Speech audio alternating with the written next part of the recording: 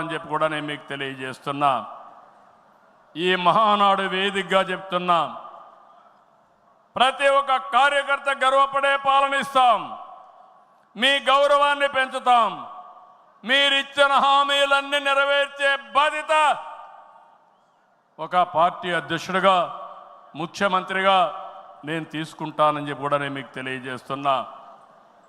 ఎన్నికల manifesto, super 6 కానీ ఇవన్నీ పూర్తి చేసి ప్రజల్లో నమ్మకాన్ని పెంచుతాం. కూటమిగా మన 3 పార్టీలు కలిసి నడవాలి, మనం కలిసి గెలవాలి. తెలుగు జాతి నెంబర్ 1 కావాలంటే తెలుగుదేశం పార్టీ ఎప్పుడూ ముందుండాలని చెప్పి మీకు తెలియజేస్తున్నా. దానికోసం ప్రతి ఒక్క కార్యకర్త పనిచేయాలి, అవగాహన పెంచుకోవాలి, సమర్థవంతంగా పనిచేయాలి. నేను ఏదైతే ఆలోచిస్తున్నానో మీ అందరి ఆలోచనలు కూడా బలుకొని ఈరోజు విజన్ గాని ఇవన్నీ తీసుకొచ్చాం. అవన్నీ అమలు చేసే బాధ్యత మనం అందరం తీసుకుందాం. ఈరోజు, రేపు, ఎల్లుండి 3 రోజులు ఇక్కడ ఉంటున్నాం. నేను ఒకే ఒక విషయం మిమ్మల్ని కోరుతున్నాను. మీరందరూ వచ్చారు, నిండు శోభ వచ్చింది, చాలా ఉత్సాహం వచ్చింది. నాకు కూడా అనిపిస్తూ ఉంది, కొండను కూడా ఢీకొట్టే శక్తి మీరందరూ నాకు ఇస్తున్నారు. అది చేస్తా. ఆత్మవిశ్వాసాన్ని పెంచారు. అయితే ఈరోజు ఇక్కడుండే వ్యక్తులను చూస్తే ముఖ్యమైన నాయకులు, యూనిట్ ఇన్ఛార్జీలందరూ ఇక్కడున్నారు, మండల పార్టీ అధ్యక్షులు ఉన్నారు, పార్లమెంటరీ పార్టీ నాయకత్వం ఉంది, ఇంకొక క్లస్టర్ ఇన్ఛార్జీలు ఉన్నారు, ఎమ్మెల్యేలు, శాసనకర్తలు, ఎమ్మెల్యేలు, ఎంపీలు ఇక్కడ ఉన్నారు, మంత్రులు ఉన్నాం.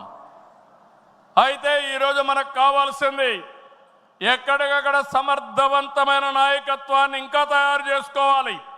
నాయకత్వం ఉంది, శక్తిని పెంచుకోవాలి, తెలివితేటలు పెంచుకోవాలి.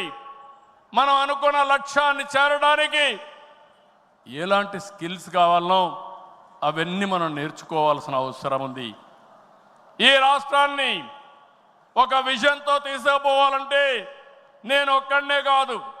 అందుకే నేను చాలాసార్లు చెప్పాను, మంది పొలిటికల్ గవర్నెన్స్ అంటే మీరందరూ గెలిపించిన తర్వాత గెలిచిన వారిలో ఒక మంత్రివర్గాన్ని ఏర్పాటు చేసుకుని మేమేదో పరిపాలన చేస్తే కాదు, చివరి మైల్లో ఉండే కార్యకర్త కూడా ఈ ప్రభుత్వంలో భాగస్వామి అయినప్పుడు, మీ ద్వారా పరిపాలన జరిగినప్పుడు అదే నిజమైన పొలిటికల్ గవర్నెన్స్ అని చెప్పి కూడా నేను మీకు తెలియజేస్తున్నా. అందుకే ఒక సిస్టమేటిక్ ఆర్గనైజేషన్ తీసుకొచ్చాం.